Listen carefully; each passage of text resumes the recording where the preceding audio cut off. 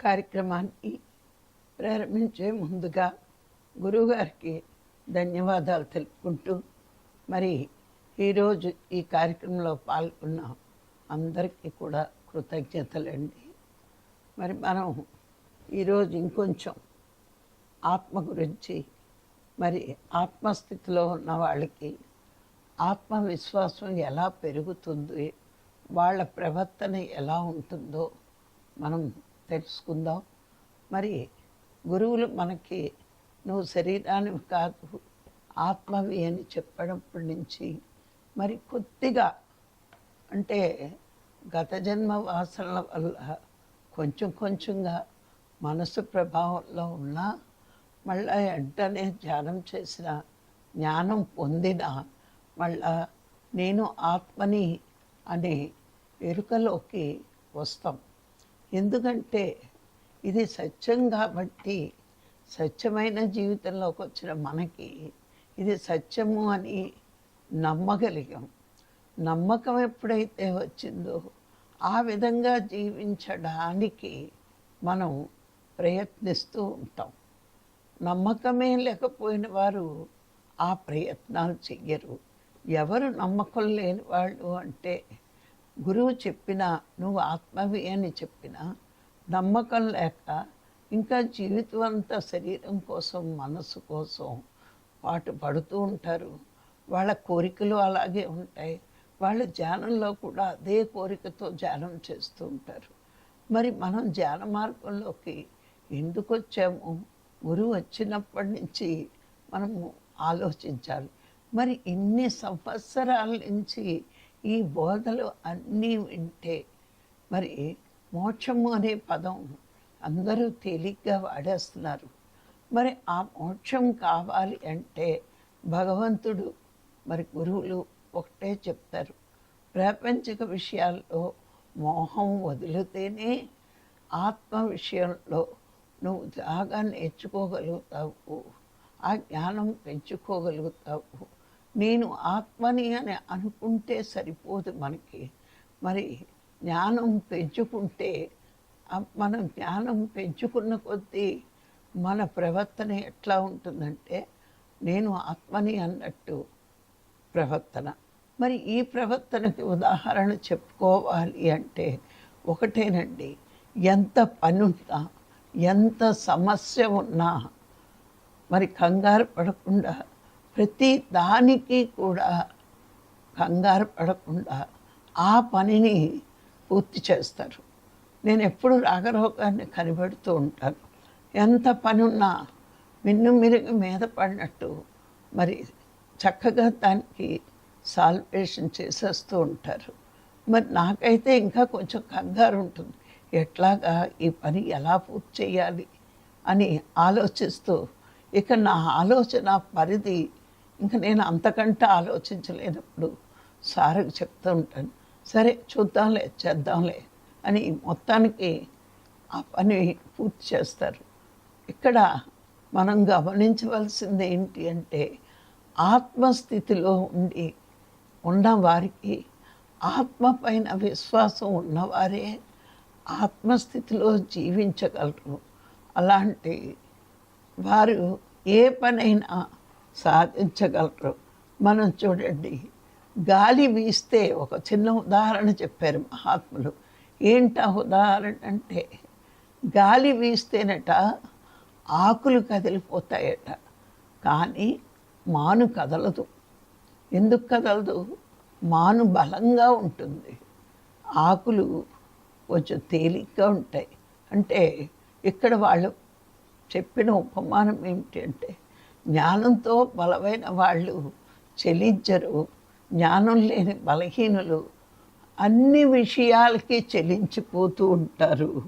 అలాగే మరి ఆత్మవిశ్వాసం ఉన్నవారు, ఉన్న మనిషి అనుకూల పరిస్థితులు ఉన్నా, ప్రతికూల పరిస్థితులు ఉన్నా చెలించకుండా ఉంటాడు. ఇదే ఆత్మవిశ్వాసం ఉన్నవాడికి ప్రవర్తన.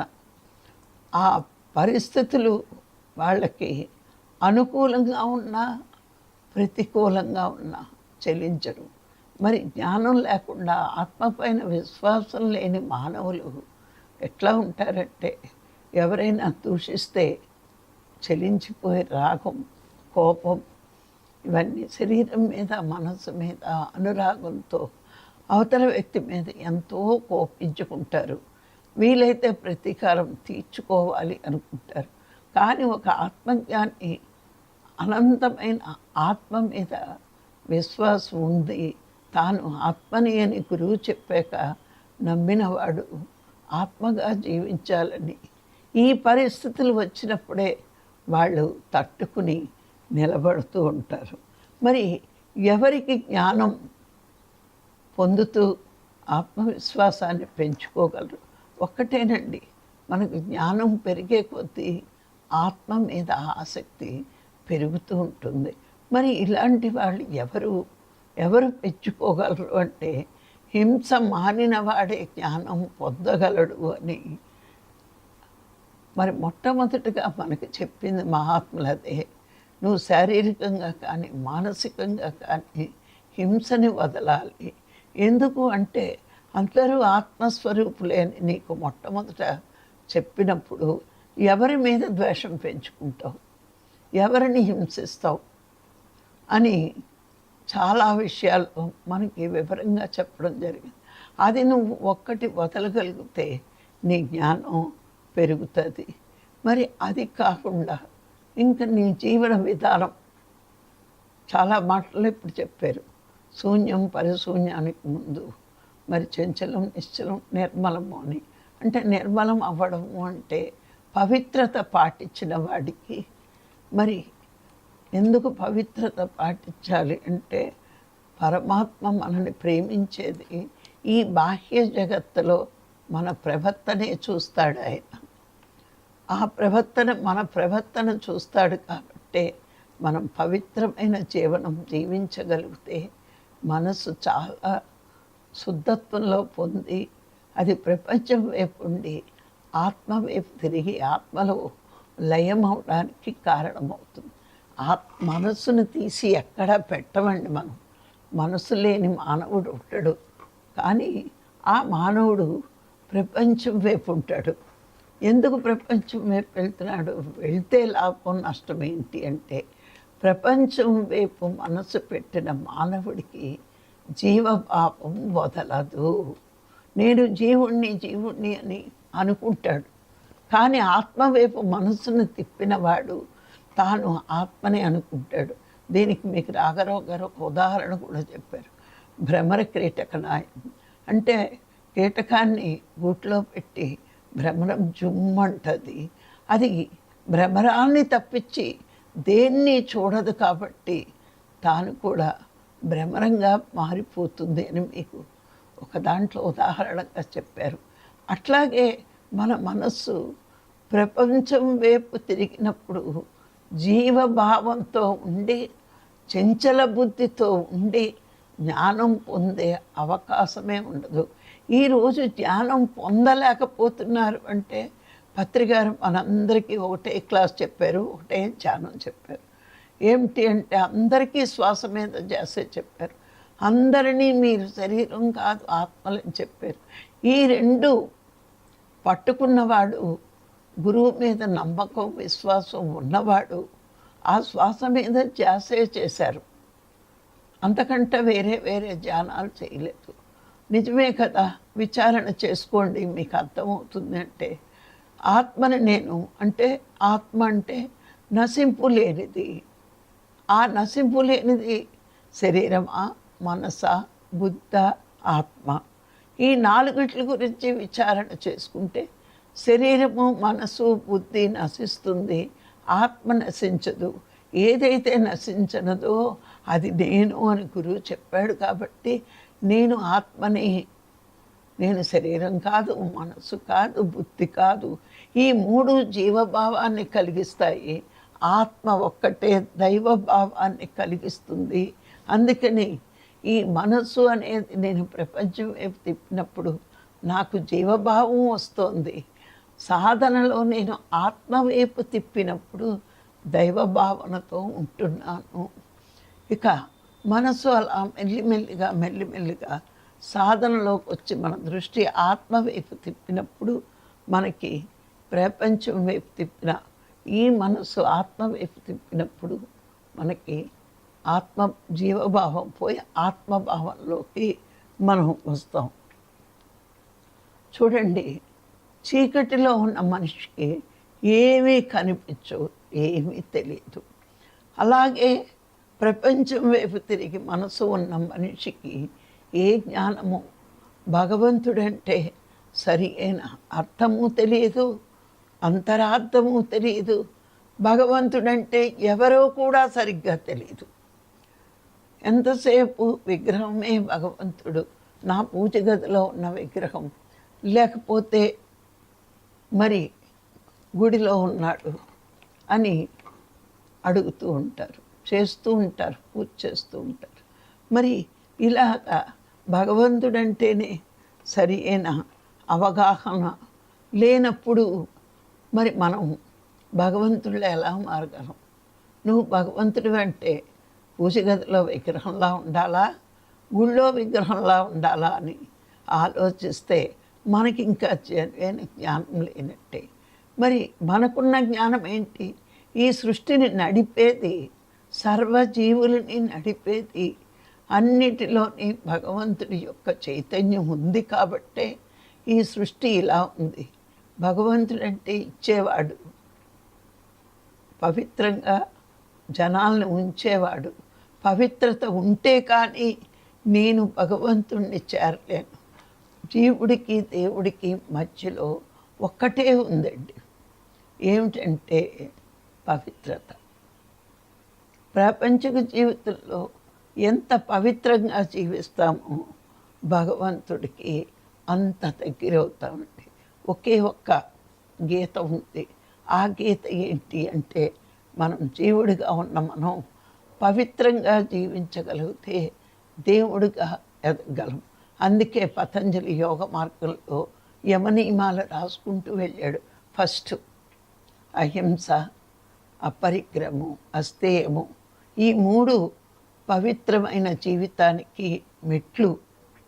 హింస వల్ల పాపం, అపరిగ్రహం వల్ల పాపం, అస్తేయం వల్ల పాపం. ఈ 3టిని నువ్వు సరిచేసుకుంటే భగవంతుడి దగ్గరికి చేరుకునే అవకాశం ఉంటుంది అని మరి పతంజలి ఫస్ట్ అవే మనకి చెప్పడం జరిగింది.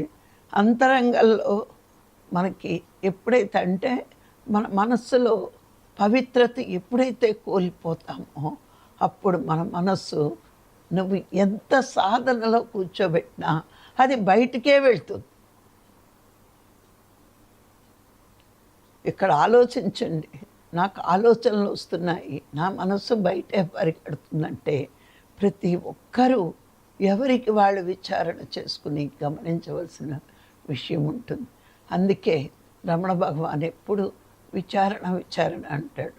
నేను శరీరాన్ని కూర్చోబెట్టలేకపోతున్నాను అంటే ఆహారంలో లోపం అయి ఉంటుంది. నా మనసుకి ఇంకా చంచల బుద్ధి పోలేదు అంటే మన వ్యవహారంలో లోపం. ఆహారము వ్యవహారము సరిగ్గా సరిచూసుకుంటే సాధనకి శరీరం ఒప్పుకుంటుంది, మనసు బయటికి పరిగెట్టకుండా ఉంటుంది. మరి మనసు పదే పదే బయటికి పరిగెడుతోంది అంటే మనకి మన గురించి మనం వాడుకునే మనసు చాలా తక్కువటండి. మనం అందరి గురించి ఆలోచిస్తూ అన్ని విషయాలు సేకరించడం వల్లే ధ్యానంలో మనకి చాలా కష్టమైపోతుంది. అందుకే గురువులు మనకు ముందు చెప్తారు ఇంద్రియ నిగ్రహం.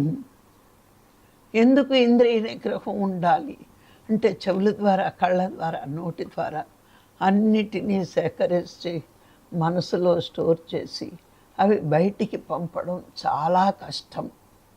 మరి అవి మనసు శూన్యమైతే కానీ జ్ఞానం పెరగదు కదా. మనం ఎవరి విషయం అన్నా మనలోకి తీసుకున్నప్పుడు ఒక్కటే ఆలోచించాలండి, ఈ విషయం నేను సేకరిస్తున్నాను, నేను చూస్తున్నాను, నేను వింటున్నాను, వాళ్ళ గురించి నేను మాట్లాడుతున్నాను అంటే ఇది నా జ్ఞానానికి, నేను జ్ఞానం పెంచుకోవడానికి మరి అట్టా కాదా, నా సాధనకి అడ్డు అవుతుందా కాదా, ఇలా విచారణ చేసుకోవాలి. అందుకే శంకరాచార్యులు నిత్య అనిత్య వస్తు వివేకం అన్నాడు. నువ్వు ఎవరి దగ్గరైనా వింటున్నా, మాట్లాడుతున్నా, ఏదైనా చూస్తున్నా నీకు ఉపయోగపడుతుందా లేదా, నీకు అంటే శరీరానికి కాదు. తిండి చూస్తే శరీరానికి ఉపయోగం, విషయాలు చూస్తే మనసుకు ఉపయోగం అనుకుంటాం. నీకు అని శంకరాచార్యులు వాడినప్పుడు ప్రతి చోట ఆత్మకు ఉపయోగమా కాదా అని మనం విచారణ చేసుకోవాలి. ఒక సంఘటన చూసాం, మరి అక్కడ మనం చూసి వచ్చి ధ్యానంలో కూర్చుంటే ఆ సంఘటన పదే పదే మనకు గుర్తు వస్తుంది అంటే ఎంతసేపు గుర్తు వస్తుందో అంతసేపు మనకు ధ్యానం కుదరనట్టే లెక్క. మరి కూర్చున్నాం కానీ మనసు శూన్యం అవ్వలేదు, విశ్వశక్తిని మనం లోనికి తీసుకోలేకపోతున్నాం, ఆత్మశక్తిని పెంచుకోలేకపోతున్నాం. ఆత్మ భగవంతుడే అయినా నీ బాహ్య ప్రవర్తన సరిగ్గా లేకపోతే మరి నీకు నేను భగవంతునని లక్ష్యశాలు అనుకున్నాను, లాభం లేదు. అందుకే విషయాసక్తిని తగ్గించుకో, ఇంద్రియ నిగ్రహం అలవాటు చేసుకో అని మనకు గురువులు ఎన్నో ఎన్నో జాగ్రత్తలు చెప్పారు, ఎన్నో చెప్పారు. మౌనం, ఇంద్రియ నిగ్రహం, ఇలాంటివెన్నో, పవిత్రత, ఇవన్నీ మనం పాటించిన రోజునే మన దృష్టి ఆత్మ దగ్గరికి వెళ్తుంది, మనసు శూన్యమవుతుంది. మరి శూన్యమైన మనసు ఏమవుతుంది, ఆత్మలో లయమవుతుంది. ఆత్మలో లయమైనప్పుడు దానికి ఏ ప్రాపంచిక కోరికలు ఉండవు. అక్కడ అమితమైన ఆనందాన్ని పొంది అదే శాశ్వతంగా కావాలి అని కోరుకుంటుంది. అంటే ఈ మనస్సు మామూలుగా తాత్కాలిక సుఖం సంతోషం కోసం బాహ్యం వైపు తిరిగితుంది, అదే గొప్ప అనుకుంది. ఎందుకంటే జన్మ జన్మల నుంచి, పుట్టినప్పటి నుంచి బాహ్యంగా అలవాటైన ఈ మనస్సుకి అదే బాగున్నట్లు అనిపిస్తుంది, ఆత్మవైపు తిరగడానికి మొరాయిస్తుంది. అయినా మనం ఏ జన్మలో ఏ పుణ్యం చేసామో, ఎంత మొరాయించినా గురువు మాటలు సత్యమని నమ్మి ఈ సత్య మార్గంలో జీవించడానికి అలవాటు చేసుకుంటున్నప్పుడు ఇన్ని విషయాలు మనం వింటే కానీ ఆత్మ మీద ఆసక్తి, విశ్వాసం పెరగవు. ముందు గురువుని నమ్మాలి, గురువు మీద విశ్వాసం ఉంచుకున్నప్పుడే నీకు ఆత్మ మీద విశ్వాసం పెంచుకోవడానికి ప్రయత్నిస్తావు. ఎలా విశ్వాసం అంటే ఆత్మే దైవం. ఇది నువ్వు విశ్వసించినప్పుడు విచారణ ద్వారా ఆత్మదైవం ఎట్లా అయింది అన్నది నీకు అర్థమవుతుంది. అర్థమైతే కానీ నువ్వు ఈ జ్ఞాన మార్గాన్ని గట్టిగా పట్టుకోలేవు. ఎందుకు అంటే ఈ మార్గంలోకి నువ్వు రావడానికి భగవంతుడే ఎన్నో ఎన్నో పరీక్షలు, మామూలు పరీక్షలు కాదు. ఇప్పుడు మనం ఏదైనా కొనుక్కోవాలంటే దాని క్వాంటిటీ ఎంత, క్వాలిటీ ఎంత అని ఎన్నో పరీక్షలు చేసి ఒక వస్తువు కొంటున్నాం. ప్రతి వస్తువు మీరు గమనించండి, బజార్లోకి వెళ్ళి ఒక వస్తువు తేవాలి అంటే ఎన్నో పరీక్షలు చేస్తాం. ఏది బాగుంటుంది, ఏది లైఫ్ ఎక్కువ ఉంటుంది, ఏది ఆదా అవుతుంది, ఇట్లా ఎన్నో పరీక్షలు చేసి నశించిపోయే దానికే ఇన్ని పరీక్షలు చేస్తే మరి నశించని ఆత్మ భగవంతుడిగా మారాలి అంటే ఈ జీవుడు ఎన్ని పరీక్షలు తట్టుకుంటే దేవుడిగా ఎదుగుతాడు. ఎదిగే ఛాన్స్ ఉంది, ప్రతి మానవుడికి ఛాన్స్ లేకుండా లేదు, అవకాశం ప్రతి వాడికి ఉంది. గురువు వచ్చి చెప్పినప్పుడు విన్న ప్రతి వాడికి అవకాశం ఉంది. కానీ వాళ్ళ గుణాలను బట్టి ప్రయత్నం జరుగుతూ ఉంటుంది. గురువు మీద, భగవంతుడి మీద అపారమైన నమ్మకం ఉన్నవాళ్ళు వెంటనే ప్రయత్నిస్తారు. ఎన్ని కష్టాలు వచ్చినా సాధన మానరు. ఇది ఇంతకంటే భూమి మీద ఉండి ఈ జీవుడు సాధించవలసింది ఏదీ లేదు అనే పరమసత్యాన్ని అవగాహన చేసుకున్నవాడే ఆత్మజ్ఞాని కావడానికి అర్హత సంపాదించినట్టు. ఇప్పుడు నా జీవితంలో యాక్సిడెంటే పెద్ద కష్టం, మరి ధ్యానం మొదలలేదు. రాఘరావు గారి జీవితంలో కూడా మరి ఎన్ని వచ్చాయి ఆయనకి, ఎన్నో రోగాలు, బ్రెయిన్లో క్లాట్స్ వచ్చాయి, హార్ట్ అటాక్ వచ్చింది, మరి యాసిడ్ తాగారు. ఇన్ని వచ్చినా భగవంతుడి మీద నమ్మకం పోలేదు, గురువు మీద నమ్మకం పోలేదు, గురువు మీద విశ్వాసము పోలేదు, భగవంతుడి మీద విశ్వాసం. విశ్వసించిన వాడే విశ్వాత్మ కాగలడు. గురువుని భగవంతుడిని విశ్వసించిన వాడు ఈ విశ్వాత్మ కాగలడంటే పూర్ణాత్మ కాగలడు. ఇవి మనం తెలుసుకున్నప్పుడు కష్టాలంటే భగవంతుడిచ్చిన వరాలే, పరీక్షలే. ఒక క్లాస్ నుంచి ఇంకో క్లాస్కి వెళ్ళడానికి మనం ఎన్నో పరీక్షలు ఎదుర్కొంటాం. ఒక ఎగ్జామ్ రాస్తే కానీ ఇంకో క్లాస్లోకి వెళ్ళాం. అలాగే జీవితంలో ప్రతి సక్సెస్ వెనకాతల, ప్రతి విజయం వెనకాతల ఎన్నో పరీక్షలు ఎదుర్కోవాలి.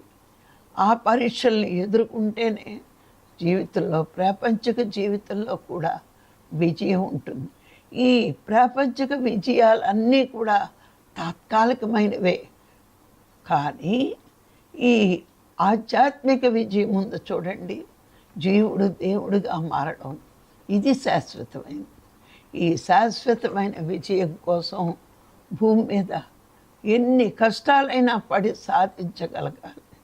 చూడండి, ఒక చిన్న విత్తనం ఉంటుంది, అది మహావృక్షం అవ్వాలి అంటే ఆ విత్తనం పగిలిపోవాలి, చచ్చిపోవాలి, అందులో నుంచి మొలక వస్తుంది.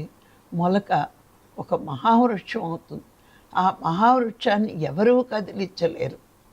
అట్లాగే మనం కూడా జీవుడు అనుకుంటూ దేహంలో పరిమితమైన ఈ ఆత్మ, అప్పుడు దేహానికి పరిమితమైనప్పుడు ఆత్మ మీద ఎవ్వరికీ విశ్వాసం ఉండదు.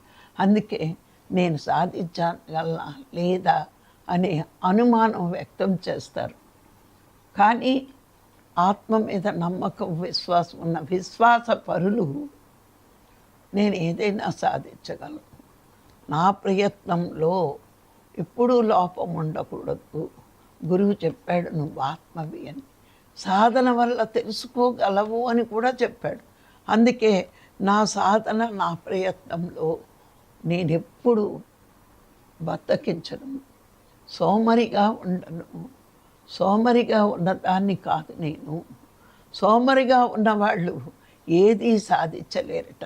సోహం పరుల వాళ్ళే సాధించారు. సోహం అంటే శ్వాస మీద ధ్యాస, పీల్చే గాలి వదిలే గాలిని గమనించేవాడే సోహం పరుడు. సో అంటే పీల్చే గాలి, హమ్ అంటే వదిలే గాలి. దీని మీద ధ్యాస ఉన్నవాడే ఏదైనా సాధించగలడు అని గురువు చెప్పాడు. సాధించే వరకు ప్రయత్నిస్తాను. బుద్ధుడు కూడా ఇదివరకు మీకు చెప్పాను ఈ ఉదాహరణ. ఏమీ సాధించలేకపోయాను అని వెనక్కి వెళ్ళిపోదాం అనుకున్న టైంలో ఎదురుగుండా చెట్టును చూస్తూ కూర్చున్నాడట. ఒక చిన్న చీమ పైకెక్కి పడిపోతుందట. అలా 6 సార్లు పడిపోయి 7వసారి పైకెక్కి గబగబా పైకి వెళ్ళిపోయిందంట. అప్పుడు అనుకున్నాడట, మానవుడి కంటే ఒక చిన్న అల్పమైన జీవి ఈ చీమ. అదే దాని గమ్యం చేరే వరకు ప్రయత్నించలేదు, దాని లక్ష్యాన్ని పూర్తి చేసేసింది. మరి ఇంత గొప్పగా మానవ జన్మ తీసుకుని మరి నేను ఆ అల్పజీవిలాగా అదే గమ్యాన్ని చేరినప్పుడు నేను దేనికోసం, ఏ లక్ష్యం కోసం వచ్చానో ఆ లక్ష్యాన్ని పూర్తి చేయకుండా వెళ్ళకూడదు. చనిపోయినా చనిపోతాను, కానీ నా లక్ష్యం ఏమిటో నాకు తెలుసు కాబట్టి అది పూర్తి చేస్తాను అని చిన్న చీమను గురువుగా స్వీకరించి బుద్ధుడు తను సాధించాల్సింది సాధించాడట. మరి ఇవన్నీ గురువులు మనకు చెప్పి మనని ఉత్సాహపరుస్తూ ముందుకు నడిపిస్తున్నప్పుడు అన్ని వనరులు ఉన్న మనము, అన్ని అవకాశాలు ఉన్న మనము లక్ష్యాన్ని సాధించడానికి ఎంత కష్టమైనా ప్రయత్నించిన వాడే భగవంతుడి దృష్టిలో గొప్పవాడు. ఆటంకాలు వచ్చాయని ఆగిపోతే అధములు మోతాం. ఆటంకాలు వచ్చినా ఎదుర్కొని నిలబడిన వాడే భగవంతుడి దృష్టిలో వీరుడవుతాడు. అందుకే ఆత్మ మీద విశ్వాసం ఎప్పుడు పోగొట్టుకుంటామంటే బలహీనమైన మనసు ఉన్నవాళ్ళం. ఆ బలహీనులు ఏం చేస్తారు? ఏంటో చెప్తారు, ధ్యానం మీద ఎన్నో వచ్చేస్తాయంటారు, నాకేం రాలేదు అంటే నీకు ఆత్మ మీద విశ్వాసం లేదు. లోన ఆత్మ అనే భగవంతుడు మనకి ఇవ్వాల్సినవన్నీ ఇస్తున్నాడు. నువ్వు చేయాల్సినంత సాధన ఒకటే. నీకు అవసరమా అవసరం కాదా ఈ వివేకం లేదు. అదే శంకరాచార్యులు అన్నారు, నిత్య అనిత్య వస్తు వివేకం. ఈ వివేకం వచ్చే వరకు నువ్వు ఏది కరెక్ట్ ఏది తప్పు అనేది నేర్చుకోవాలి. ఆత్మకు లాభించే పనులన్నీ నువ్వు చెయ్యగలిగితే, ఉండగలిగితే, ఆచరణలో పెట్టుకోగలిగితే అన్నీ సాధిస్తావు. కానీ నువ్వు భగవంతుడిగా మారాలనుకున్నప్పుడు ప్రపంచం మీద దృష్టి పెట్టి ప్రపంచకంలోనే కావాలి అనుకుంటే ఇంకా నీలో జీవభావం తగ్గలేదు. కాబట్టి దైవభావం పొందడానికి అర్హత లేనట్టే. జీవుడికి దేవుడికి మధ్య ఉన్నది మనసే. మనసును ప్రపంచం వైపు తిప్పితే జీవుడు, ఆత్మ వైపు తిప్పితే దేవుడు.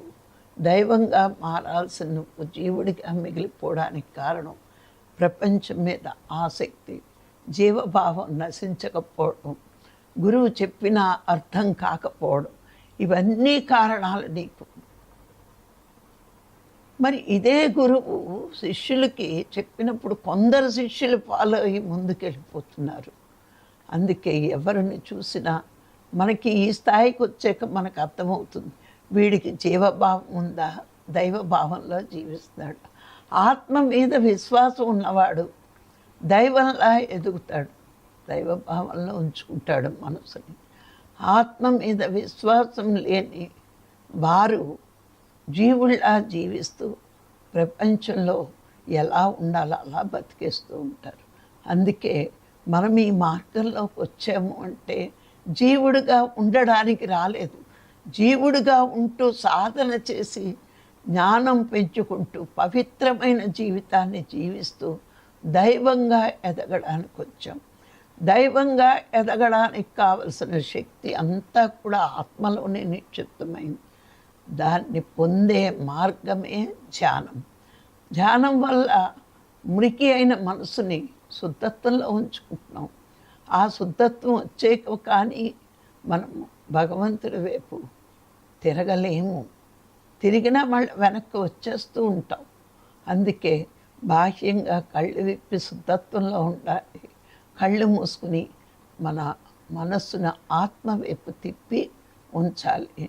ప్రవర్తనను బట్టే, మనకి వ్యవహారాలను బట్టే మన మనస్సు మురికి అవ్వడం, శుద్ధత్వం అవ్వడం తెలుస్తుంది. నువ్వు పవిత్రమైన ధ్యానం పవిత్రంగా జీవించినప్పుడు శుద్ధత్వంలో ఉంటావు. అపవిత్రంగా జీవించినప్పుడు నీ మనస్సు మురికిగా ఉండి జీవుడిగా మిగిలిపోతావు. రెండే కారణాలండి. మనసు అపవిత్రమైతే జీవుడు, మనస్సు పవిత్రమైతే దేవుడు. నీకు ఆత్మ అన్నిటికీ శక్తినిస్తోంది.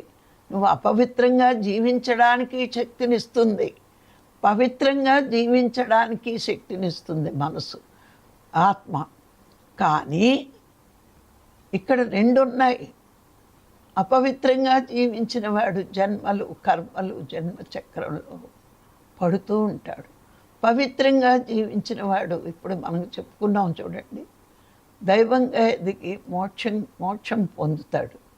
అందుకే రెండిటికి శక్తినిచ్చిన మనసుకి లాభాలు మాత్రం వేరు. ఇప్పుడు మనిషి చనిపోవడానికి ఏ సాధన అవసరం లేదటండి, గమనించుకోండి. మనిషి చనిపోవడానికి సాధన అవసరం లేదు.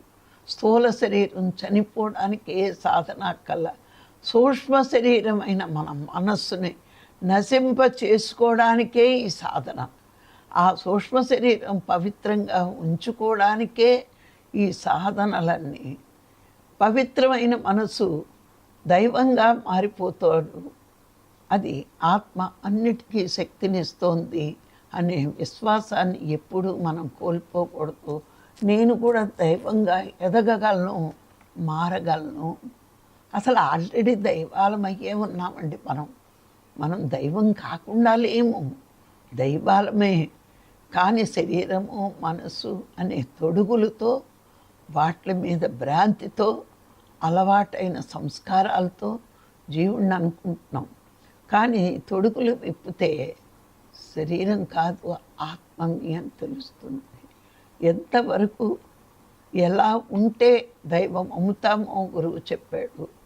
అలా ఉండే స్థితిని పొందడం మన చేతుల్లో పని. సాధన ఒక్కటే సరిపోదండి. సాధన కొంచెం ఉన్న మురికిని పోగొట్టుకుంటుంది. పవిత్రమైన జీవితం మురికే అంటకుండా ఉంచుతుంది. ఈ సాధన ఏంటంటే గత జన్మలో ఉన్న సంస్కారాలు, వాసనలు, ఇంకా కోరికలు ఉంటే అవి పోగొట్టడానికి.